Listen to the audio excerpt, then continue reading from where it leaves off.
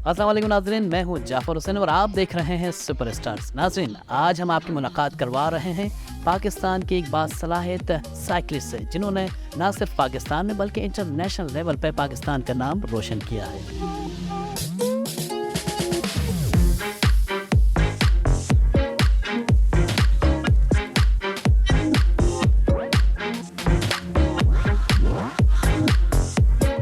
हम साइकिलिस्ट ज़ैनब रिज़वान साहिबा के घर पहुंचे हुए हैं और यहाँ पे ज़ैनब ईद के दिन क्या कर रही हैं ये भी आपको दिखाते हैं। आइए देखिए, आइए। अस्सलाम वालेकुम कैसी हैं ज़ैनब? अब ठीक है, खैरियत से? काफ़ी काम हो जाता है ख़ास तौर पे ईद के दिनों में, और क्या क्या करती हैं, एक्टिविटी क्या करती हैं ख़ास तौर पे जब ईद के दिन होता है? ईद के दिन तो यूजुअली फैमिली का डे होता है, तो उस दिन और सब मसरूफियात से तो छुट्टी होती है। तो सुबह से बल्कि रात पहले से ईद की तैयारी हो जाती है, जो आई थिंक अमूमन हर घर में होता है कि ईद की नमाज़ के बाद नाश्ता होता है, फिर रिश्तेदारों से मिलने जाते हैं, घर पे लोग आते हैं, तो उसी में लगे रहते हैं।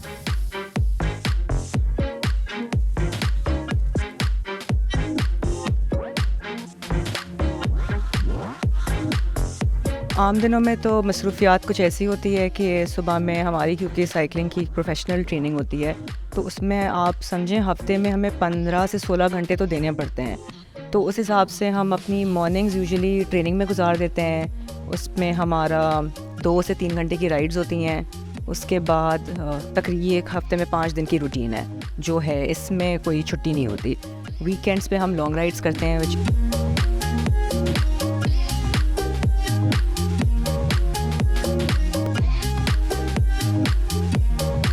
चाय बड़ी शानदार बना। Thank you. खाना मैं सब बहुत अच्छे से बना लेती हूँ। जस्ट के वक्त नहीं मिलता क्योंकि दूसरी इतनी मसरूफियात हैं, तो वो ज़िम्मेदारी किसी और को दी हुई है।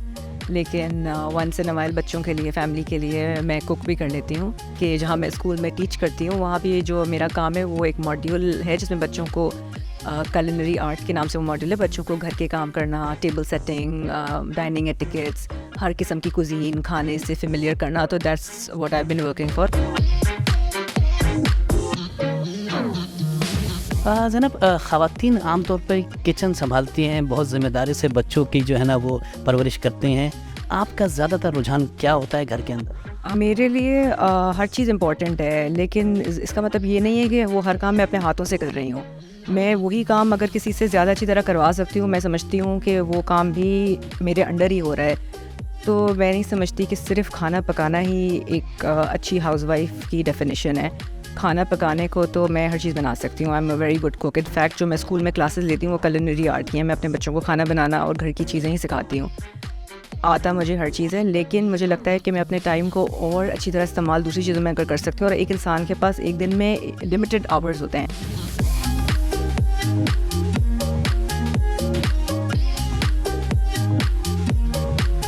ये डेकोरेट आपने बड़ा बेहतरीन किया हुआ है, क्या शौक है इसका? आप कह सकते हैं थोड़ा बहुत शौक भी है, थोड़ा बहुत लोगों से हेल्प लेके भी किया हुआ है। मुझे पसंद है कि घर हर वक्त अच्छा लगे और साफ़ सुथरा हो।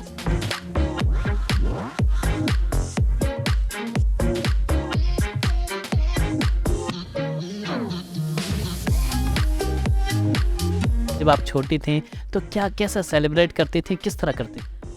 उसकी तो एक अलग ही खुशी होती थी। जो ईद की तैयारी होती थी कि ईद के जूते, ईद की चूड़ियाँ, ईद के लिए बैग लेना है जिसमें ईदी इकट्ठा करनी है, और हर किसी से रिश्तेदारों के घर मिलने जाना अपनी पर्स लेके कि हम उसमें ईदी जमा करेंगे। वो वक्त थोड़ा बदल चुका है। अभी बच्चे उस तरह नहीं ईद की तैयारी करते जैसे हम मेहंदी लगाते थे, चूड़ियाँ लेते थे ज़रूर ईद चांद रात को। वो चीज़ें अब नहीं होती, लेकिन हमने अपने वक्त पे बड़ा एंजॉय किया ये छोटी छोटी चीज़ें। अब तो बच्चों के लिए ईद का वो मायने नहीं है जो हमारे वक्त। मैंने ये बताया कि कितना टाइम देती हैं घर पे और कितना आप टाइम देती हैं साइकिलिंग को? आप कह सकते हैं कि तकरीबन साइकिलिंग को अच्छा खासा टाइम देना पड़ता है, जिसकी वजह से कभी कभार घर भी कॉम्प्रोमाइज़ हो जाता है, लेकिन मैं पूरी कोशिश करती हूँ कि दोनों बैलेंस करके चलूँ। लेकिन जब इवेंट सर पे होते हैं, रेस आ रही होती है, तो बहुत मुश्किल हो जाता है एक चीज़ पे दोनों चीज़ों पे फोकस करना। शुरुआत में मुझे थोड़ी तकलीफ़ होती थी कि मैं किस तरह दोनों चीज़ें साथ लेके चलूँ, घर वालों को भी थोड़ा सा डिफ़िकल्ट हो रहा था बिकॉज़ ये चीज़ मैंने शुरू से तो नहीं की थी, काफ़ी अरसे बाद शुरू की। मेरी बेटी 10 साल की हो गई थी, उस वक्त मैंने साइकिलिंग शुरू की। तो इतना अरसा घर में रहने के बाद जब एक बंदा घर से बाहर निकलता है तो वो चीज़ आपके लिए भी नहीं होती है, घर वालों के लिए भी नहीं होती है। शुरू में मुझसे नहीं हो रहा था, लेकिन आहिस्ता आहिस्ता वक्त के साथ मैंने सीख लिया कि किस तरह दोनों चीज़ें लेके मैं आगे इसको ले जा सकती हूँ। वरना आपको पता है अगर ज़्यादा वक्त घर से बाहर गुजारे हैं बनस्बत घर के तो उसमें घर भी इफ़ेक्ट होता है, बच्चे छोटे हैं, उनकी ज़िम्मेदारी है। साइकिलिंग के शोबे में क्यों आई और इससे इतने लेट आई आप, वजह क्या थी? वजह ये थी आई थिंक जो तकरीबन हर औरतों के लिए इतना आसान नहीं है, क्योंकि आपको पता है कि पहले तो खैर हम पढ़ाई में बिज़ी होते हैं। साइकिलिंग ऐसा स्पोर्ट अगर आप देखें अभी भी साइकिलिंग में वुमेन और इतनी यंग एज में साइकिलिंग में नहीं आ सकती बिकॉज़ यूनिवर्सिटी है, कॉलेज है, उसमें आपका बहुत ज़्यादा वक्त लगता है। साइकिलिंग में हम अच्छा खासा हमारी पूरी मॉर्निंग्स गुजर जाती हैं। खाली साइकिल नहीं करना, हमने जिम भी जाना है, दूसरी चीज़ें भी करनी है। तो स्कूल कॉलेज के साथ भी इतनी आप ट्रेनिंग आवर्स नहीं लगा सकते। इंटरनेशनल टूर भी आपने किया हुआ है, तो एक्सपीरियंस कैसा रहा? क्योंकि पहला मेरे ख्याल में आपका इंटरनेशनल टूर था, उसके हवाले से जी जी बिल्कुल, उसकी तो बात ही कुछ और थी। यहाँ से फेडरेशन के साथ हम गए थे, हमारे साइकिलिंग फेडरेशन के प्रेसिडेंट, सेक्रेटरी और सब साथ चले थे, टीम साथ थी। बहुत एक ज़ाहिर सी बात है, पहली दफ़ा इस एज में जाके आपको अपनी कंट्री का ब्लेज़र मिलना, अपना झंडा लेके जाना, वो बहुत एक ऑनर की बात होती है। इसके बारे में हमेशा सोचा था, कभी यकीन नहीं आता था कि ऐसी चीज़ होगी। It was like a dream कि ब्लेज़र मिलेगा, वो भी अब जाके, क्योंकि मेरा तो कोई ज़ीरो स्पोर्ट्स बैकग्राउंड है। कभी स्कूल में मैंने कोई स्पोर्ट्स नहीं खेला। मैंने जाके अपनी लाइफ के इस हिस्से में डिस्कवर किया कि मैं भी स्पोर्ट्स कर सकती हूँ, मैं भी किसी चीज़ में पैशनेट हूँ। और हमारी कम्युनिटी इतनी सपोर्टिव एंड हेल्पफुल है। हमारी जो साइकिलिंग के यहाँ पे लोग हैं उनकी वजह से बड़ा सपोर्ट एंड हेल्प था। और ऑब्वियसली आप अपनी फैमिली के सपोर्ट के बगैर तो कुछ नहीं कर सकते। वो सब के साथ हम चले गए वहाँ पे, और अभी भी यकीन नहीं आता है कि वर्ल्ड लेवल पे पाकिस्तान को रिप्रेजेंट किया है। वहाँ जाके हमने पाकिस्तान का सूट पहना, हमने रेस की, और जब रेस होती है तो ये इंडिविजुअल रेस होती है। ये रोड रेस में तो होता है कि पूरा पेलेटॉन एक साथ निकलता है, लेकिन जो हमने रेस की थी वो ITT थी। उसके अंदर इंडिविजुअली बंदा जाता है अपने इवेंट में, तो इंडिविजुअल आपकी रेस है, आपका नाम अनाउंस होता है, आप प्लेटफॉर्म से शुरू करते हैं, वो बोलते हैं कि पाकिस्तान से प्लेयर जा रहा है। फिर वो आप थ्रू आउट जब आप उस लूप पे होते हैं, 2 चक्कर थे हमारे उस लूप के, तो पूरा वो शहर कॉर्डन ऑफ था, छोटे सा टाउन था, उसमें पूरा शहर बाहर निकला हुआ था वो रेस देखने के लिए। रोड के इस पार उस पार लोग थे, और हर कोई पीछे से आपकी जर्सी पे आपका नाम, आपकी मुल्क का नाम पढ़ के पाकिस्तान पाकिस्तान कर रहा है। पीछे आपकी गाड़ी चल रही है, उस पर आपका नाम और पाकिस्तान का झंडा है, तो वो आपका नाम ले रहे हैं वहाँ पे लोग जिनको आप जानते नहीं हैं, और आपको पुश कर रहे हैं, मोटिवेट कर रहे हैं रेस करने के लिए। तो वो एक बात ही कुछ और थी। यहाँ पे हम रेस करते हैं, लेकिन इतने बड़े लेवल और स्केल पे तो हमने कभी देखी भी नहीं है। और ये ऐसी रेसेस हैं जो हम TV पे इंटरनेशनल देखते हैं, और उन्हीं एथलीट्स के साथ जो वर्ल्ड फेमस हैं, चैम्पियंस हैं, उन्हीं के साथ सेम प्लेटफॉर्म में हम रेस कर रहे हैं, जो कि हमारे लिए बहुत बड़ी बात है, बिकॉज़ पाकिस्तान इस वक्त साइकिलिंग में बहुत नीचे है, हम तो कहीं भी नहीं है। और आप ये जो UCI के इवेंट्स हैं ये कोई 100 साल से हो रहे हैं, हमारे मुल्क का तो ये दूसरा साल है। मैं सेकंड साल में गई हूँ। इससे पहले पहली दफ़ा भी पिछले साल भी बेल्जियम में हमारी टीम गई थी। तो पाकिस्तान का आप देखें ये सेकंड ईयर था। कंपेयर टू वर्ल्ड लेवल पे तो ये इवेंट सालों से चल रहे हैं, तो हम जाहिर सी बात है अभी बहुत पीछे हैं स्पोर्ट में। लेकिन इसका मतलब ये नहीं है कि हम आइंदा भी पीछे रहेंगे। अगर आज हमने आखिरी नंबरों पे ख़त्म किया है, आने वाली जनरेशन अगर कम उम्र में जल्दी स्पोर्ट को ले, हमारी एज तक पहुंचने तक उनकी ट्रेनिंग उसी लेवल पे होगी जो उनकी ट्रेनिंग है। वो तो सालों से कर रहे हैं, हम अब जाके स्पोर्ट में आए, तो मुझे लगता है हम भी टैलेंट को उस लेवल पे पहुंचा सकते हैं कि वो लीडर बोर्ड के ऊपर नंबरों में आए। और ऐसे हैं लोग जो अभी ट्रेनिंग कर रहे हैं और जिनसे हमें बहुत उम्मीद है कि इंशाल्लाह वो हमारा मुल्क का नाम रोशन करेंगे वर्ल्ड लेवल पे जाके।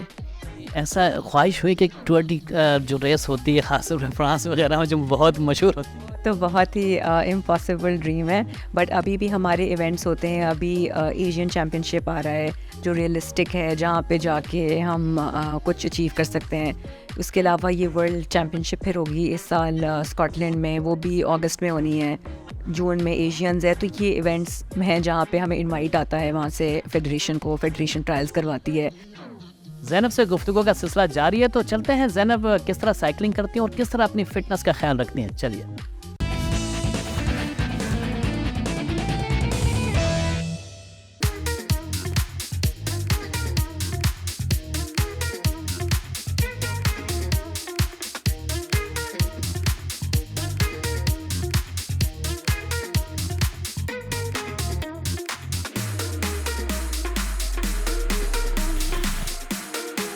ट्रेनिंग में तो छुट्टी आप ले ही नहीं सकते, आपका अपना ही उसमें नुकसान है। 1 दिन छुट्टी की, 2 दिन छुट्टी की, तो जो आपने मिस किया है उसको वापस जाने के लिए उस फिटनेस पे एक्स्ट्रा मेहनत करनी पड़ेगी।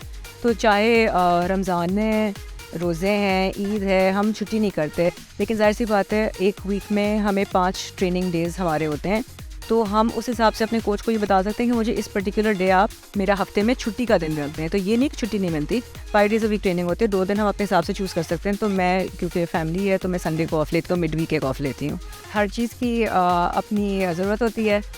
हेलमेट तो आपको सबको पता है कि राइड विदाउट हेलमेट तो वैसे ही नहीं करनी चाहिए, बिकॉज़ सर की चोट से रिकवरी नहीं होती, और जो भी चोट है उससे रिकवरी हो जाती है। हम क्योंकि प्रोफेशनली ट्रेन करते हैं, हम आर्म कैप, नी कैप्स, आर्म कवरिंग्स नहीं पहनते, बिकॉज़ वो हमारी ट्रेनिंग में उससे मसला होता है।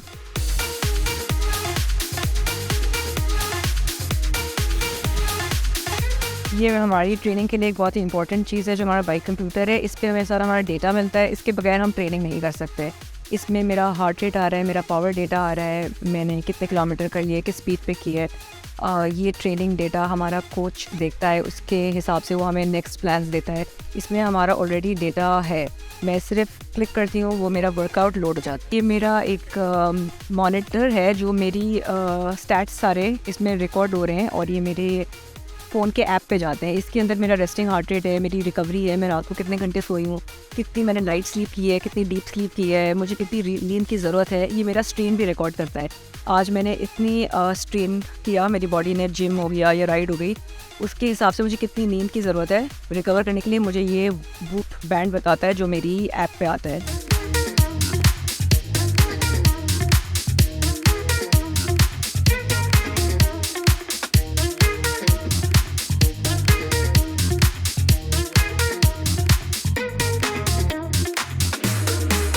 हमें हर वक्त किसी ना किसी चीज़ की ज़रूरत होती है अपनी बाइक्स को लेके। कोई ना कोई पार्ट ख़राब हो जाता है, कोई छोटी चीज़ की ज़रूरत हो, तो वो यहाँ पे मिलती नहीं है, बाहर से मंगवानी पड़ती है, क्योंकि ये स्टॉक करते हैं चीज़ें जो इनको पता है हमें ज़रूरत होगी, तो हमारा फ़ौरन मसला हल हो जाता है। उसकी वजह से हमारी बाइक्स यहीं पे मेंटेन होती हैं, सर्विस होती हैं।